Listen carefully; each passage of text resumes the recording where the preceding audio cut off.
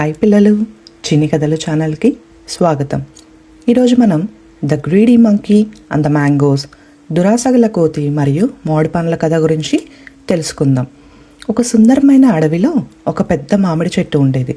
ఆ చెట్టులో బంగారు రంగులో మెరిసే మామిడి పండ్లు వేలాడుతూ ఉండేవి. ఆ అడవి జంతువులందరికీ అవి ఎంతో ఇష్టమైనవి. కానీ మింకు అనే ఒక కోతికి మాత్రం వాటిని అందరికన్నా ఎక్కువగా ప్రేమించేది.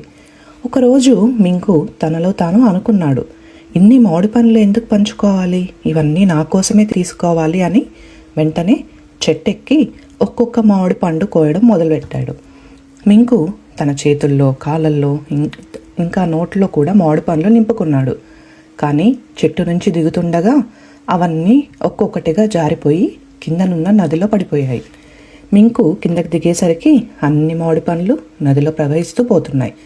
అవి చూసి మింకు బాధతో అనుకున్నాడు, కొన్ని మాత్రమే తీసుకొని ఉంటే సంతోషంగా తినేవాడిని, కానీ ఆశలతో అన్నీ కోల్పోయాను అని.